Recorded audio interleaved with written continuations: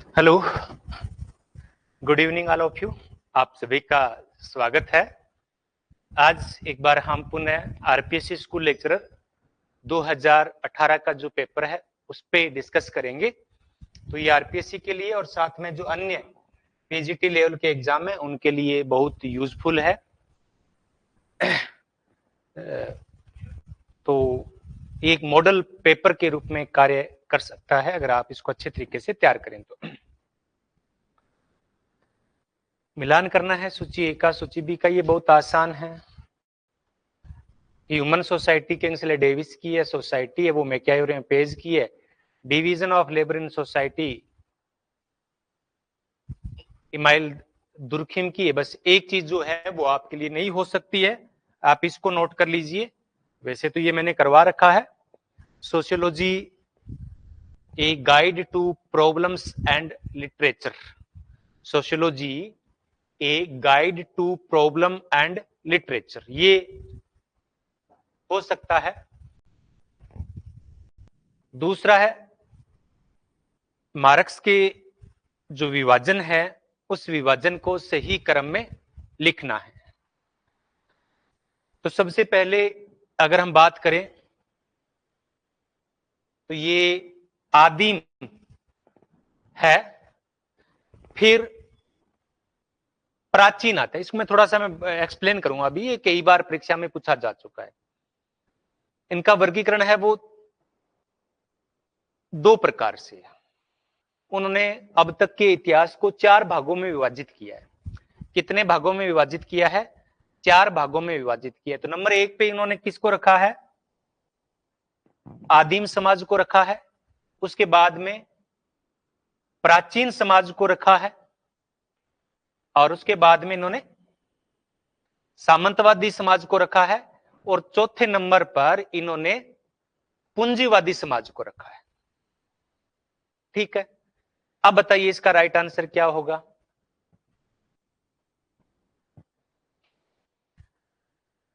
क्योंकि हमें तो सीखना है इस पर्सन से। अब बताइए इसका राइट आंसर क्या होगा? मैंने जो बताया बिल्कुल एक्यूरेट बताया है। बी बता रहे हैं आप, तो बी नहीं है ना ही कुछ और है। आपने बिल्कुल सही बताया कि इसका राइट आंसर डी है। इनका जो विभाजन किया इन्होंने द्वंद्वात्मक आधार पर, इतिहास का भौतिकवादी जब विश्लेषण इनके द्वारा किया गया तो उनका वर्गीकरण था आदिम समाज, प्राचीन समाज, पूंजीवादी समाज और 4 नंबर पे सामंतवादी समाज और 4 नंबर पे था पूंजीपति समाज, पूंजीवादी समाज। ठीक है, अब बात आती है कि एशियाई समाज कहां रखा इन्होंने? क्या एशियाई समाज आता है या नहीं आता है? देखो, एशियाई समाज एक अलग से इन्होंने वर्णित किया जो पूरी दुनिया में नहीं है। इन्होंने यूरोप का जो ये इन्होंने समाज का विभाजन किया है, क्रम वाइज किया है, ये यूरोप का समाज है। इन्होंने कहा कि एशियाई समाज एक अलग सोसाइटी है। एशियाई समाज का मतलब है कि समाज जो संसाधन है, रिसोर्सेज हैं, उन पर राज्य का अधिकार होता है। तो अब जब हम इसको कहां रखेंगे? तो हम इसको रखेंगे आदिम समाज और प्राचीन समाज के बीच में।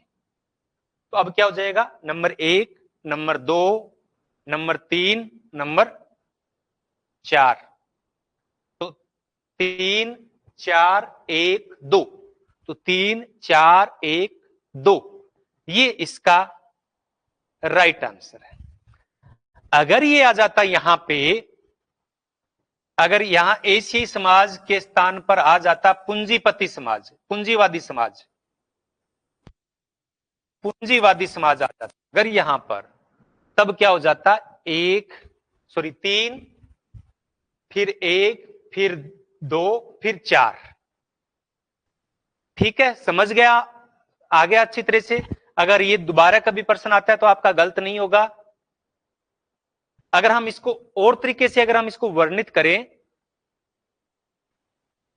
तो डी हो गया ना। ये एशियाई जो समाज है वो इन्होंने रखा है यहां पर। आदिम समाज के बाद जब एशियाई समाज की बात की तो इन्होंने कहा कि एशियाई समाज के आदिम समाज के बाद में एशियाई समाज आता है। इन्होंने फिट तो करना था कहीं कहीं, तो ये एशियाई समाज यहां पर फिट किया इन्होंने प्राचीन और आदिम समाज के बीच में। अगर हम एशियाई समाज मानते हैं, अगर हम यहां, मैंने एग्जाम्पल दिया है केवल कि अगर यहां पूंजीवादी समाज का जिक्र होता तब ऐसे हो जाता 3, 1, 2 और 4, इस प्रकार से आ गया होगा समझ में कि ये इन्होंने जो सामान्य वर्गीकरण किया उसमें 4 रखे। बाद में इन्होंने एशियाई समाज की बात कही जो केवल एशिया में पाया जाता है, दुनिया में कहीं और नहीं था।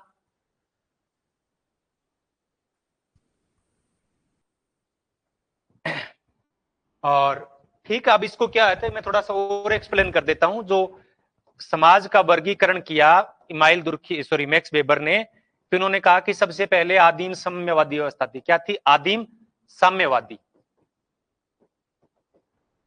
फिर आती है प्राचीन, फिर आती है सामंतवादी, और बाद में आती है पूंजीवादी, और बाद में इन्होंने एशियाई समाज का कंसेप्ट दिया,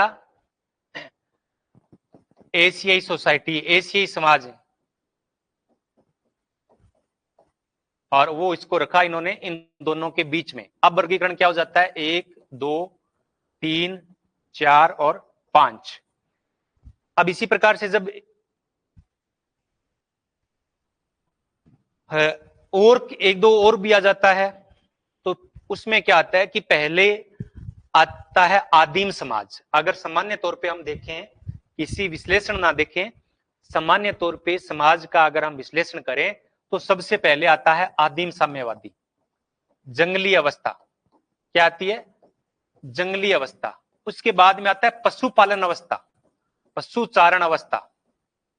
फिर इसके बाद में आती है कृषि अवस्था, एग्रीकल्चर, और उसके बाद में ग्रामीण। तो ये एक वर्गीकरण है जो सामान्य तौर पे किसी के द्वारा दिया हुआ नहीं है।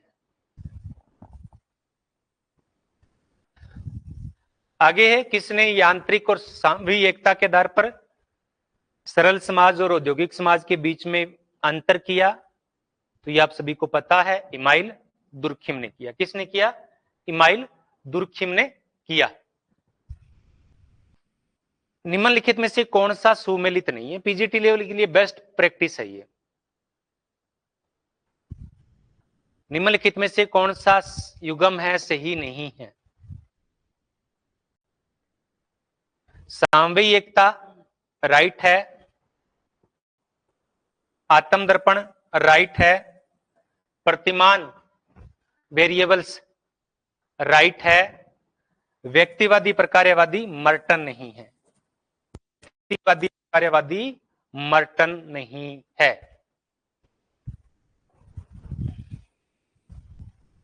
आगे है 5 नंबर, निम्नलिखित में से कौन सा एक समुदाय का तत्व नहीं है?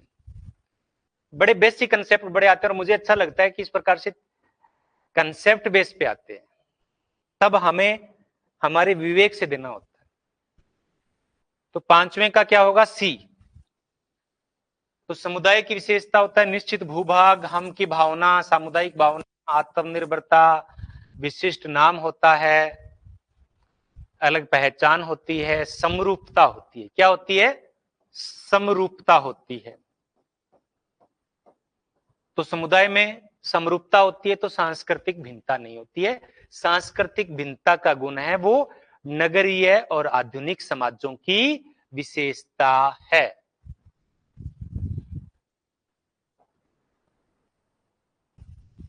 आगे है, अंतः समूह और बाह्य समूह की अवधारणा किसने दी? तो हमें सभी को पता है अंतः समूह और बाह्य समूह की कंसेप्ट है वो किनके द्वारा दिया गया है? समनर के द्वारा दिया गया है। इसको इधर कर पूरा ना से रोक दे इधर। प्राथमिक कंसेप्ट, प्राथमिक ग्रुप, प्राइमरी ग्रुप का कंसेप्ट है, ये भी सभी को पता है। किनका है? सीएच कुल्ले का है। किनका है? सीएच कुल्ले का है, सही है। 8 नंबर, निम्नलिखित में से कौन सी एक सामाजिक समूह की विशेषता नहीं है? राइट। अब निम्न में से कौन सी एक प्राथमिक समूह की विशेषता नहीं है? शारीरिक समीपता होती है, आकार छोटा होता है, संबंध है वो स्वयं में साध्य होते हैं, या फिर संबंधों की लघु अवधि होती है। तो बताइए 8वें का राइट क्या होगा? डी होगा। प्राथमिक समूह में संबंध है वो दीर्घ अवधि के लिए होते हैं, दीर्घ अवधि के लिए होते हैं, लघु यानी छोटी अवधि के लिए नहीं होते हैं। प्राथमिक समूह है कि सीएच कुले ने मुख्य रूप से 3 प्रकार बताए थे। कितने प्रकार बताए? 3 प्रकार बताए। परिवार, जो हमारे पारिवारिक रिलेशन होते हैं, क्या वो छोटे समय के लिए होते हैं? बहुत बड़े लंबे समय के, जीवन से लेकर मरण तक, जन्म से मृत्यु तक चलते हैं। मित्र मंडली है, पड़ोस है, ये 3 बताए थे इन्होंने। अब एक बात जो आपको यहां से नेट का थोड़ा सा इसमें आ सकता है, लेकिन नेट का थोड़ा सा लेवल हाई रहता है इसका, फिर भी ऐसा नहीं है कि बिल्कुल भी नहीं आएगा नेट में। इनमें से इजी क्वेश्चन भी नेट में वो आते हैं। अब एक चीज जो आपको मैं यहां शायद आपको जो समझ में नहीं आई, कुछ है वो बी और सी आंसर दे रहे थे। साध्य और साधन, प्राथमिक समूह परिवार होता है, और नेट की क्लास मंडे से होगी जी प्लीज। मैं अभी बता रहा था आपको कि दिनों से क्लास है वो नहीं हो पाई थी। अभी 29 जून को नेट का भी है और आरपीएससी स्कूल लेक्चर दोनों का एग्जाम है वो एक साथ है। तो मंडे से कंटिन्यू डेली है वो क्लास होगी, और ज्यादा टाइम नहीं बचा है, पर जितना होगा उतना हम करवाएंगे रिवीजन।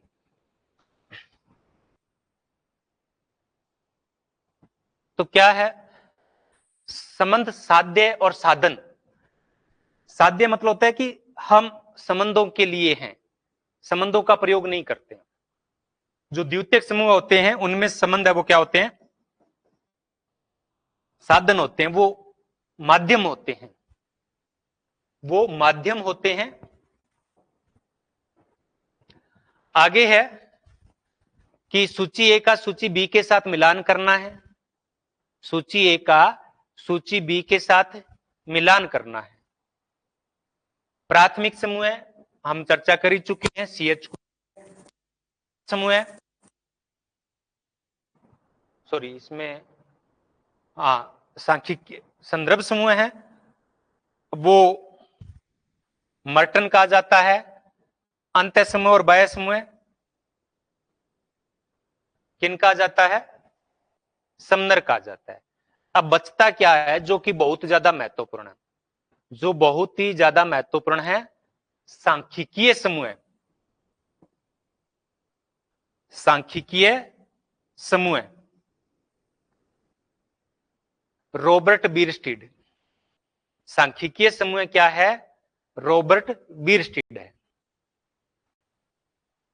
अब एक प्रश्न आता है जो यूपी पीजीटी में भी आया हुआ है और इसमें भी आया हुआ है, जो आपको कंफ्यूज भी करता है।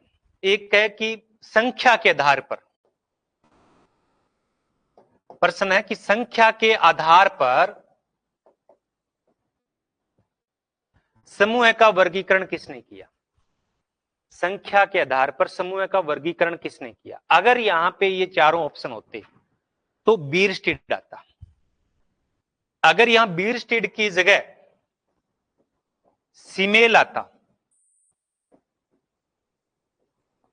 सीमेल आता तो सही होता। ठीक है, तो अगर सीमेल नहीं है तो बीरस्टीड सही है। अब पता नहीं क्या इसमें डिफरेंस है, क्योंकि इतना जो द्वैत समूह है, त्रेत समूह है, वो कंसेप्ट जॉर्ज सीमेल के द्वारा दिया गया है। किन के द्वारा दिया गया है? जॉर्ज सीमेल के द्वारा। तो उसे वो कहते हैं कि आकार के आधार पर समूह का विभाजन किसने किया? जॉर्ज सिमेल ने किया। और सांख्यिकीय समूह का कंसेप्ट किसने दिया? बीर स्टीड ने दिया। प्राथमिक समनर है, प्राथमिक समनर नहीं है, प्राथमिक CH कुले ही है। प्राथमिक क्या है? CH कुले है। प्राथमिक A का 2, B का 4, संदर्भ समूह 1 और समूह 3, तो ये सही हो जाता है। आगे है संदर्भ समूह की अवधारणा से अवधारणा को सबसे पहले किसने परिचित करवाया? संदर्भ समूह की अवधारणा से सर्वप्रथम किसने करवाया? हाइमेन ने। हाइमेन ने 1942 के अंदर द स्टेटस ऑफ सोसाइटी ऐसे करके एक बुक थी, वो स्टेटस ऑफ मैन था, उसमें था। अब ये संदर्भ समूह किसके आधार पर बनते हैं? ये संदर्भ समूह सापेक्षिक वंचन के आधार पर बनते हैं। किसके आधार पर बनते हैं? सापेक्षिक वंचन के आधार पर बनते हैं। और सापेक्षिक, स्टडी ऑफ साइकोलॉजी, धन्यवाद, सापेक्षिक या psychology of status, study of psychology नहीं है शायद, ये राइट होगा, साइकोलॉजी ऑफ स्टेटस 1942 के अंदर। अब सापेक्षिक वंचन का जो कंसेप्ट है वो दिया था सर्वप्रथम स्टाउफर ने। किसने दिया था? स्टाउफर ने दिया था। और संदर्भ व्यक्ति का जो कंसेप्ट है वो मर्टन ने दिया था। किसने दिया था? वो मर्टन ने दिया था। सेरोरेट विवाह तो मैं बार बार बोलता ही हूं। सेरोरेट यानी साड़ी विवाह, लेवी रेट यानी देवर विवाह। अब साड़ी विवाह क्या होगा? मर्द पत्नी की बहन से विवाह, ठीक है। और देवर विवाह मर्द भाई की विधवा से विवाह। द्रौपदी का पांडवों के साथ जो विवाह है वो किसका एग्जाम्पल आप सभी को पता ही है, किसका है? भ्रातक बहुपति विवाह का। क्या है? भ्रातक बहुपति विवाह है। उत्तराखंड में एक क्षेत्र है जौनसारी बाबर, जौनसारी बाबर, और यहां की एक जनजाति है खस जनजाति। ये जनजाति अपने आप को पांडवों का वंशज मानती है। और इसमें अभी भी, अब तो नहीं होते होंगे पर थ्योरेटिकल अगर हम देखें तो ये भ्रातक बहुपति विवाह होता है। हमारी एक और जनजाति है, वो जनजाति है टोडा जनजाति। टोडा जनजाति के अंदर भ्रातक और अभ्रातक दोनों प्रकार के बहुपति विवाह होते हैं। भ्रातक बहुपति विवाह भी होता है और अभ्रातक यानी जिसके पति आपस में भाई नहीं होते। और भारत के अंदर नायर जनजाति ऐसी है, और बहुत सारी जनजातियां हो सकती है जिनमें अभ्रातक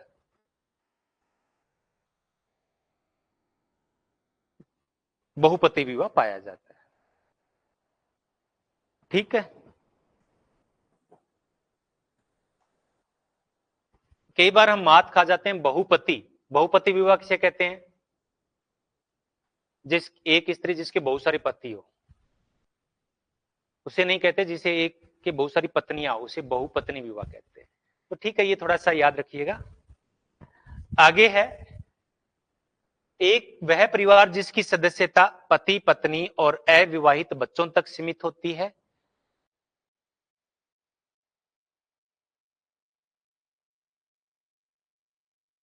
एकांकी परिवार में, किसमें किया जाता है? एकांकी परिवार में किया जाता है। विस्तृत परिवार में कोई संयुक्त परिवार के साथ में कोई अन्य नातेदार भी रहता है तो उसे विस्तृत परिवार कहते हैं। कोई बुआ रहती होगी, कोई और रहता है, तो वो विस्तृत परिवार माना जाता है। सूची ए का सूची बी के साथ मिलान करना है। सूची ए का सूची बी के साथ मिलान करना है। अब जो आपको कर्ता, पितृस्थात्मक परिवार, अंतः विवाह, अनुलोम विवाह, तो यहां पे मैं अगर बात करूं, अंतः विवाह क्या है? समूह के विवाह के अंदर विवाह है, तो ये नहीं होगा, ये नहीं होगा, ये होगा या इसमें होगा, बी या डी में से कोई एक होगा। अनुलोम विवाह क्या होता है? उच्च जाति के पुरुष का निम्न जाति की विवाह, तो बी इसका राइट हो जाएगा। एक का दो कर्ता परिवार का मुखिया और परिवार का वरिष्ठ सदस्य पुरुष होता है, तो वो किस प्रकार का होता है आपको पता चल ही गया होगा। आगे है सूची ए का सूची बी के साथ मिलान करना बहुत आसान है। दहेज निरोधक अधिनियम 1961, हिंदू विवाह 1955, हिंदू उत्तराधिकार 1956, घरेलू हिंसा 2005। धर्म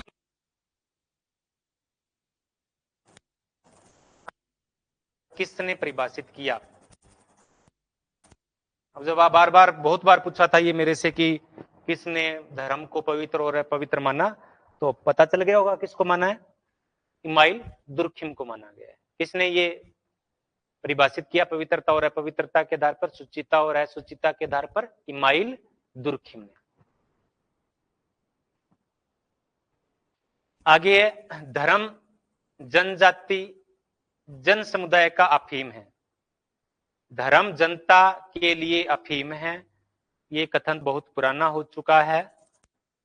इनका है ए, मार्क्स का है, धर्म जनता के लिए अफीम है। अब अफीम क्यों है, अफीम क्यों कहा गया है, कोई बता सकता है कि धर्म को जनता के लिए अफीम क्यों कहा जाता है? इसके पीछे कारण यह है कि जैसे कोई अफीम का सेवन करता है, व्यक्ति सुस्त हो जाता है, उसके सोचने समझने की क्षमता समाप्त हो जाती है और वो कुछ भी गलत कर सकता है, सही कर सकता है। इसी प्रकार से मार्क्स ने कहा कि धर्म व्यक्ति को सुस्त कर देता है, उसको भाग्यवादी बना देता है और उसके बाद व्यक्ति सोचता नहीं है, समझता नहीं है और नींद में चलने के समान वो कार्य करता है। आगे है जादू धर्म एवं विज्ञान में क्या समानता है? बड़ा शानदार प्रश्न है कि जादू धर्म और विज्ञान में क्या समानता है।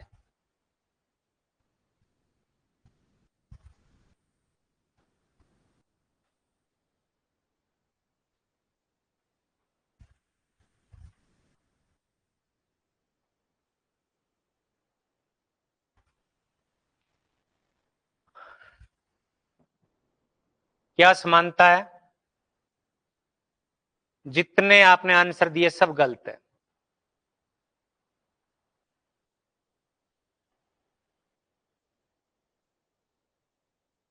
अवलोकन एवं प्रयोगात्मक धर्म में यह बात नहीं होती है।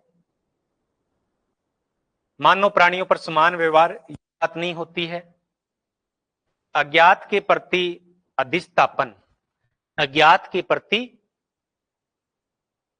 अधिष्ठापन और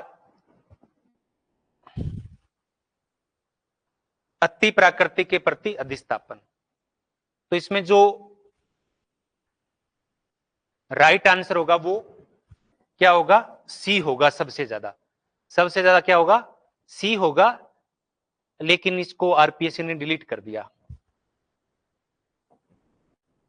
कौन सा सिद्धांत धर्म की उत्पत्ति से संबंधित नहीं है? कौन सा सिद्धांत है वो धर्म की उत्पत्ति से संबंधित नहीं है? 19 नंबर जीव सत्तावाद है, टोटमवाद है, प्रकृतिवाद है। एक टाइलर का है, एक मैक्स वेबर का, सॉरी मैक्स मुलर का है प्रकृतिवाद। जीव सत्तावाद टाइलर ने दिया, टोटमवाद है वो इमाइल दुर्खिम ने दिया।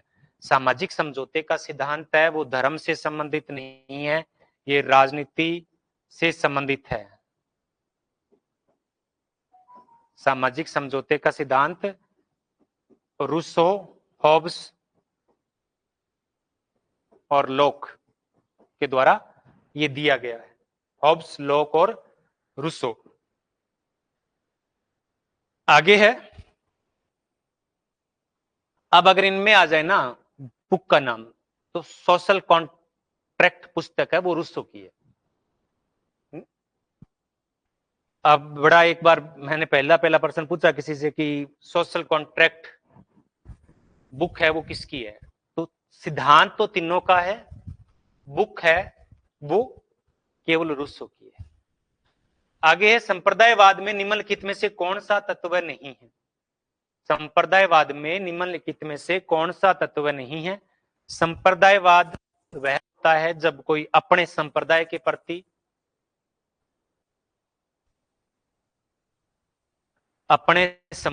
प्रति सचेत रहता है, दूसरे को, तो वो तनाव में होता है, पूर्वाग्रह होता है, असुरक्षा होता है। तो इसका क्या है, ये तत्व है, ए है वो इसका तत्व नहीं है। सांप्रदायिकता है अपने धर्म के प्रति, अपने समुदाय के प्रति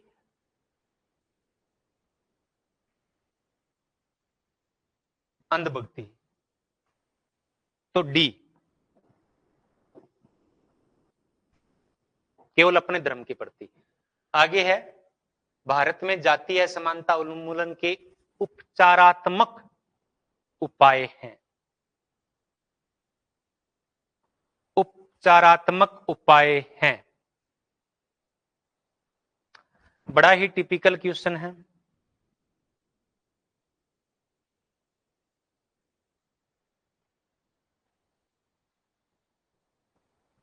ये सारे के सारे उपचारात्मक उपाय हैं, यानी इनके जरिए जातीय असमानता को कम किया जा सकता है। अगर यहां हो जाता है कि जातीय असमानता के उन्मूलन के संवैधानिक उपचारात्मक, तब जो जो कानून बने हुए हैं जो संविधान के अंदर है उनका जिक्र आता। आगे है, भारत सरकार द्वारा पहला भ्रष्टाचार निरोधी अधिनियम पारित किया गया था। ये बार बार बार बार बार करता है ये प्रश्न, अभी बीपीएससी में आया था, तो 33-23 का क्या होगा, बी होगा, बिल्कुल राइट, 1947 के अंदर। और ऑप्शन में होता 1988। तो एक बार बीपीएससी में पूछ लिया गया था कि भारत सरकार का पहला भ्रष्टाचार निरोधी अधिनियम कब पारित हुआ था, तो उसमें राइट माना गया था 1988 को, जो कि सही नहीं था, बाद में सही कर लिया होगा उन्होंने। पहले 1947, फिर 1988 में इसमें संशोधन किया गया था। क्या किया गया था, संशोधन किया गया था। 24 नंबर है, सामाजिक परिवर्तन के निम्नलिखित सामाजिक विचारकों में से कौन सा विषम है।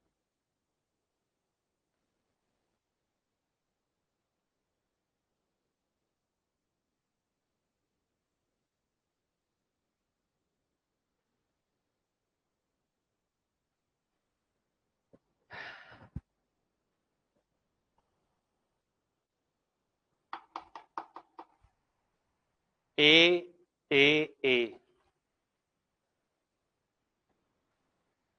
देखो,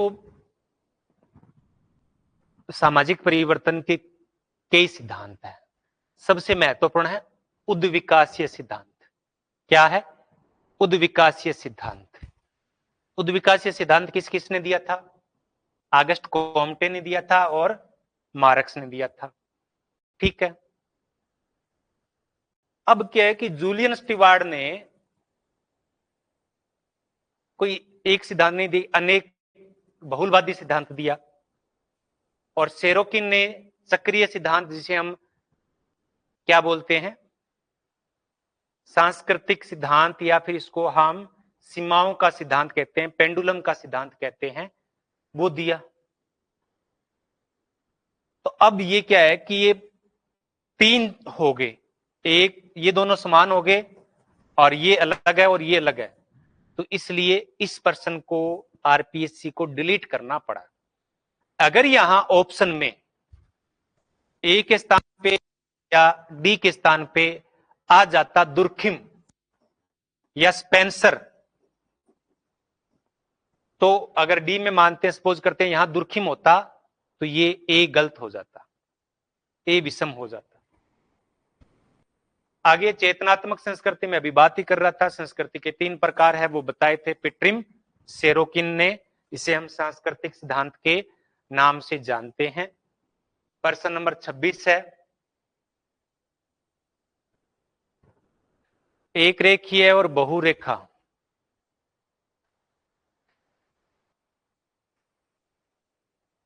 ये 3 है वो मैकआइवर के द्वारा भी बताए गए थे, एक रेखीय और बहुरेखीय वाला। आगे 26, निम्नलिखित में से किसने सामाजिक परिवर्तन के प्रौद्योगिकी गुणों के आधार पर किया? तो टी बेबलेन। आगे है, मार्क्स के अनुसार सामाजिक परिवर्तन उत्पन्न करने वाली शक्ति है।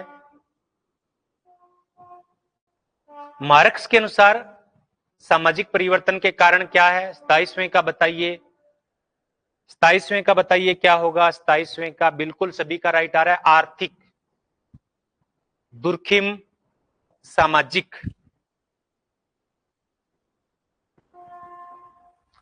28 नंबर है, निम्नलिखित का मिलान कीजिए, निम्नलिखित का मिलान कीजिए। सेरोकिन ने कौन सा सिद्धांत दिया? सेरोकिन ने चक्रीय सिद्धांत दिया। अब मैं बार बार कहता हूं, सेरोकिन का सिद्धांत एक बड़ा ही अजीबोगरीब सिद्धांत है। सेरोकिन का जो सिद्धांत है वो चक्रीय भी है और सीमाओं का सिद्धांत भी है। अगर पूछा जाए चक्रीय सिद्धांत है और ऑप्शन में प्रेटो, टाइनबी और स्पेंगलर नहीं है तो सेरोकिन सही होगा। अगर प्रश्न में आ जाए कि निम्नलिखित में से कौन सा चक्रीय सिद्धांत से संबंधित नहीं है और ऑप्शन में 4 ऑप्शन है, स्पेंगलर है, टाइनबी है, प्रेटो है और सेरोकिन है, तो सेरोकिन चक्रीय सिद्धांत में नहीं माना जाएगा। तो ये एक बड़ा अजीब प्रकार का इनका सिद्धांत है। बिल्कुल साइड में हो जाता हूं मैं, जब एक्सप्लेन कर रहा हूं तब बीच में आ रहा हूं, बाकी तो ठीक है। तो सेरोकिन का सिद्धांत क्या हो जाता है? चक्रीय सिद्धांत हो जाता है। डेरेनडोर्फ का द्वंद्वात्मक हो जाता है। स्पेंसर का तो एक का दो, तो ये यहां से कट हो गया। फिर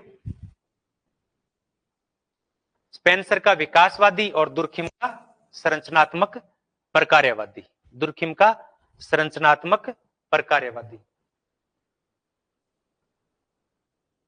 आगे है, निम्नलिखित में से कौन सा एक संस्था के सही अर्थ को बताता है?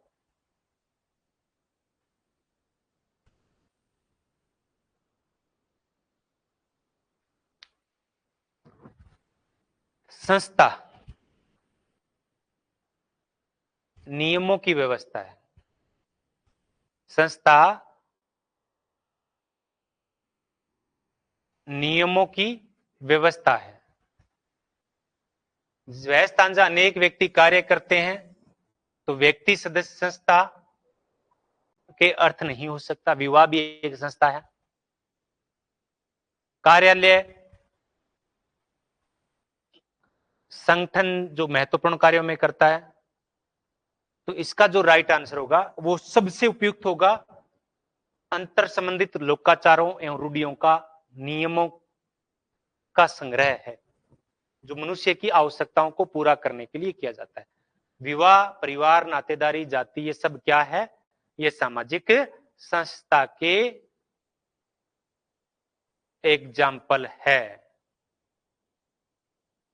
ये क्या है? सामाजिक संस्था के एग्जाम्पल है। निम्न में से कौन सा समिति का उदाहरण है? निम्नलिखित में से कौन सा समिति का उदाहरण है?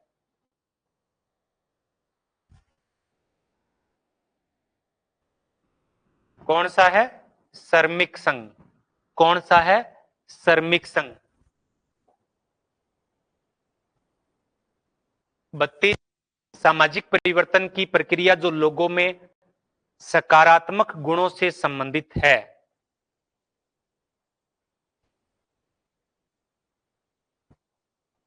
जो सकारात्मक गुणों से संबंधित है। सी विकास, निरंतर सकारात्मक। 33 नंबर है समिति का लक्षण नहीं है। समिति का लक्षण नहीं है तो समिति में लोगों का एकीकरण होता है, निश्चित उद्देश्य होता है, ऐच्छिक सदस्यता होता है, स्थायित्व नहीं होता है। क्या नहीं होता है? स्थायित्व नहीं होता है।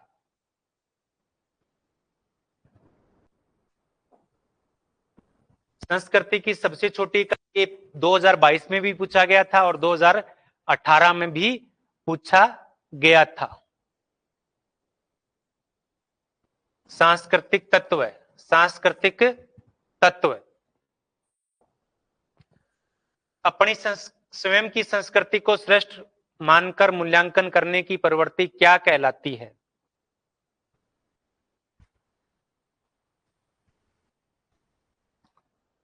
पैंतीसवें का क्या होगा? उसे कहते हैं स्व संस्कृति केंद्रवाद। क्या कहते हैं? स्व संस्कृति केंद्रवाद। किसने कहा ये कंसेप्ट किसने दिया था स्व संस्कृति केंद्रवाद का? प्रश्न ये है कि 35 नंबर की स्व संस्कृतिकरण का कंसेप्ट किसने दिया? ये अपनी संस्कृति है वो श्रेष्ठ है, समनर ने दिया। किसने दिया? समनर ने दिया। सांस्कृतिक सापेक्षवाद इसके विपरीत हो जाता है कि संस्कृति का अध्ययन अपनी संस्कृति के संदर्भ में नहीं किया जाकर केवल उन्हीं की संस्कृति के संदर्भ में किया जाना चाहिए। 36 नंबर है निम्नलिखित में से संस्कृति की एक विशेषता नहीं है। निम्नलिखित में से संस्कृति की एक विशेषता नहीं है तो संस्कृति स्थानांतरित होती है, नहीं है, इस कारण से ये संस्कृति की विशेषता नहीं है। बाकी संस्कृति सीखी जाती है, सामाजिक होती है, संस्कृति अधिवैयक्तिक और अधिसामयिक होती है। अब यहां पे प्रश्न आता है कि किसने कहा कि संस्कृति अधिवैयक्तिक और अधिसामयिक होती है? 36 नंबर, किसने कहा कि संस्कृति अधिवैयक्तिक और अधिसामयिक होती है? आंसर दीजिएगा। संस्कृति अधिवैयक्तिक और अधिसामयिक होती है, लेकिन किसने कहा? स्पेंसर नहीं, क्रोबर बिल्कुल राइट। किसने कहा? क्रोबर ने कहा। अधिसामयिक की बात है वो या सामयिक की बात है वो स्पेंसर द्वारा जरूर कही गई, लेकिन संस्कृति के संदर्भ में अधिवैयक्तिक और अधि इसका मतलब होता है कि संस्कृति व्यक्ति से ऊपर है। अधिव्यक्ति यानी व्यक्ति से ऊपर, अधिसामयिक यानी जीव से ऊपर।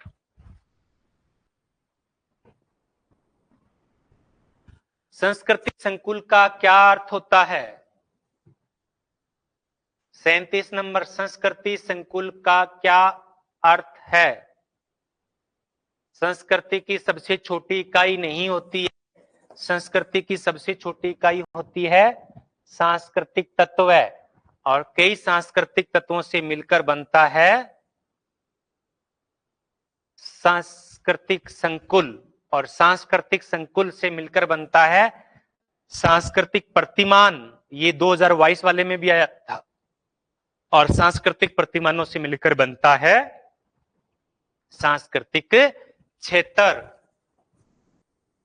गरीबी की संस्कृति का विचार किनके द्वारा दिया गया? तो ये तो बताने की आवश्यकता ही नहीं है कि गरीबी की संस्कृति का कंसेप्ट है वो ऑस्कर लेविस के द्वारा दिया गया। 39, निम्नलिखित में से कौन सी वैज्ञानिक अभिमुखन की विशेषता नहीं है? वैज्ञानिक अभिमुखन की विशेषता कौन सी नहीं है? दो प्रकार के अभिमुखन होते हैं, एक वैज्ञानिक और एक मानवीय। ये बार बार परीक्षाओं में पूछा जाता है, अलग अलग तरीके से पूछा जाता है।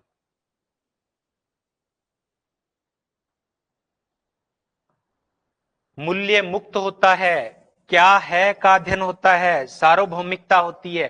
तो 1 2 3 ए बी सी इसकी विशेषता है। डी विषयपरकता, सब्जेक्टिविटी नहीं होती है।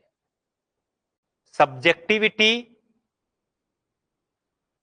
मानवीय अभिमुखन की विशेषता होती है, वैज्ञानिक अभिमुखन की विशेषता होती है वस्तुनिष्ठता। क्या होती है? वस्तुनिष्ठता, ऑब्जेक्टिविटी, ना कि सब्जेक्टिविटी। समाजशास्त्रीय परिदृश्य का प्रयोग एक आधार नहीं है। समाजशास्त्रीय परिप्रेक्ष्य का कौन सा एक आधार नहीं है? कौन सा नहीं है? पूर्वाग्रह का नहीं है। कौन सा नहीं है? पूर्वाग्रह का नहीं है। समाज के अध्ययन में ऑगस्ट कॉम्टे ने किस परिप्रेक्ष्य का उपयोग किया? किस परिप्रेक्ष्य का उपयोग किया?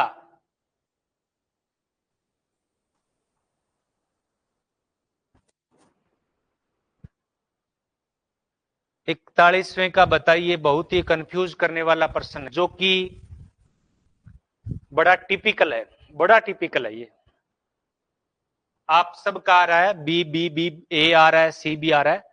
देखो सी तो नहीं होगा।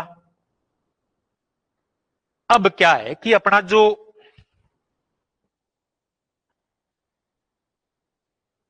ऐतिहासिक परिप्रेक्ष्य, राइट आंसर क्या है? ऐतिहासिक। इन्होंने समाज के अध्ययन का 3 भागों में वर्गीकरण किया, धार्मिक, तात्विक और प्रत्यक्षवादी।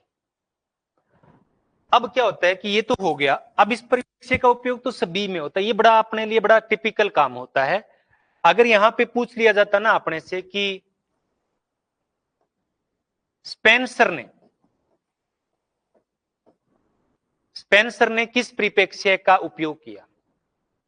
अब देखो ऐतिहासिक का तो जो उद्विकासीय होते हैं वो ऐतिहासिक रूप से तो करते ही करते हैं। स्पेंसर है, दुर्खिम है, बेबर है, सॉरी हाँ बेबर भी आ जाता है, मार्क्स भी आ जाता है। इन्होंने ऐतिहासिकता किया ही किया। स्पेंसर ने संरचनात्मक का भी प्रयोग किया और दुर्खिम ने संरचनात्मक प्रकार्यात्मकता का भी प्रयोग किया। ठीक है, तो ये प्रत्यक्षवादी है, संरचनावादी है, प्रकार्यवादी है। लेकिन सबसे कम प्रकार्यवादी और संरचनात्मकवादी है वो कॉम्टे है।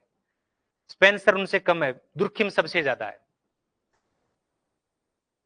आगे है, एक वैज्ञानिक की प्रशिक्षित आंखों द्वारा पर घटनाओं, स्वरूपों और प्रक्रियाओं को देखने का ढंग क्या है?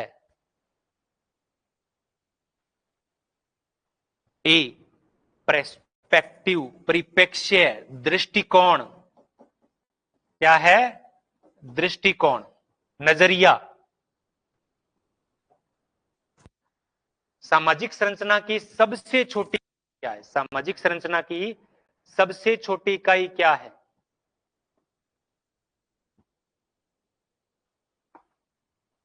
ए व्यक्ति।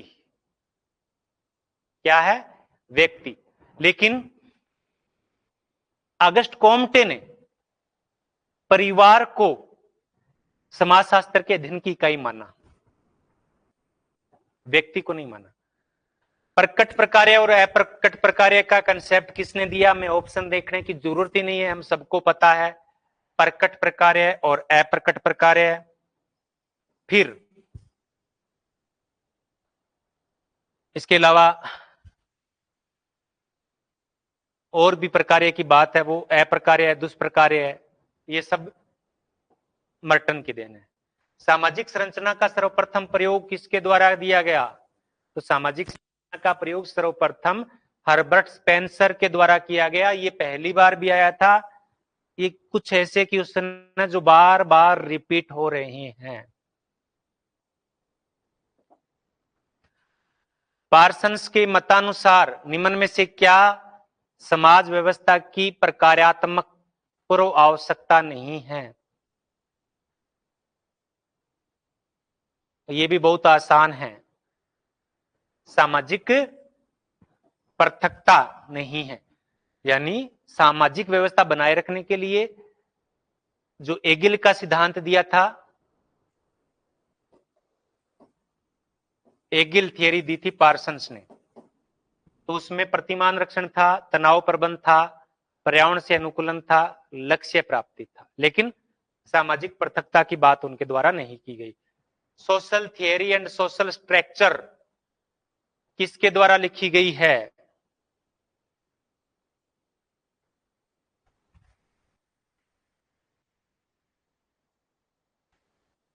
डी मर्टन के द्वारा। अभी एक पुस्तक एमपी असिस्टेंट प्रोफेसर में प्रश्न आया था, the theory of social structure, the theory of social structure, Merton भी ऑप्शन में था और ज्यादातर ने क्या कर दिया? मर्टन को सही कर दिया। The theory of social structure पुस्तक किनकी है? किनकी है?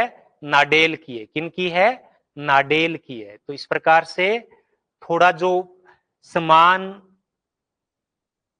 तीन मिलते जुलते नामों वाली, उनको थोड़ा सा ध्यान से देखना है।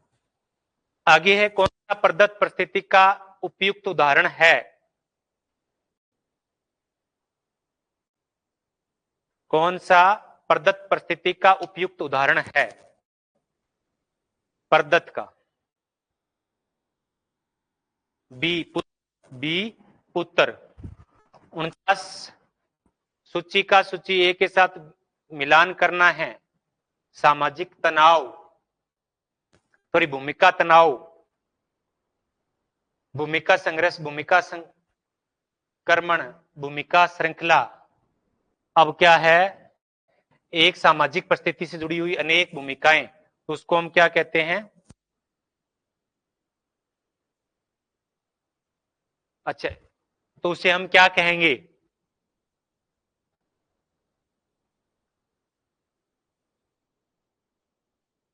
पहले मैं भूमिका तनाव पे बात कर लेता हूं कि अपेक्षाकृत भूमिका को जब निभाने में कठिनाई होती है तो उसे क्या कहते हैं? उसे तो एक का दो, तो राइट आंसर क्या हो जाएगा 49 का? यहीं से अपने को पता चल जाता है, आगे देखने की आवश्यकता नहीं है। सी, भूमिका संघर्ष, एक ही समय में दो प्रकार की भूमिकाओं की मांग। संक्रमण, एक भूमिका से दूसरी भूमिका में परिवर्तन। और भूमिका श्रृंखला ये हो जाएगा। 50 नंबर, परिस्थिति समूह की अवधारणा किनके द्वारा दी गई? किनके द्वारा दी गई थी? मैक्स वेबर के द्वारा। किनके द्वारा दी गई थी? मैक्स वेबर ने दी थी। तो ये 50 क्वेश्चन है जो कि बहुत ज्यादा महत्वपूर्ण है। मुख्य रूप से जो पीजीटी लेवल के एग्जाम है, चाहे आरपीएससी स्कूल लेक्चरर हैं, इनमें से मान लीजिए हर पेपर में से 4-5 अगर मैं 4 क्वेश्चन पेपर करवाता हूं तो मान लीजिए 20-25 क्वेश्चन इनमें से आएंगे। पुराने पेपर्स में से 25% पेपर, 50% पेपर, 70% पेपर आ जाता है कई बार। तो पीजीटी लेवल जो भी है, झारखंड पीजीटी है, बीपीएससी है, स्टेट है, यूपी पीजीटी है, एमपी टेट है, उत्तराखंड पीजीटी है, उन सब के लिए ये पर्सन जो मैं करवा रहा हूं बहुत ज्यादा महत्वपूर्ण है। ठीक है, आज की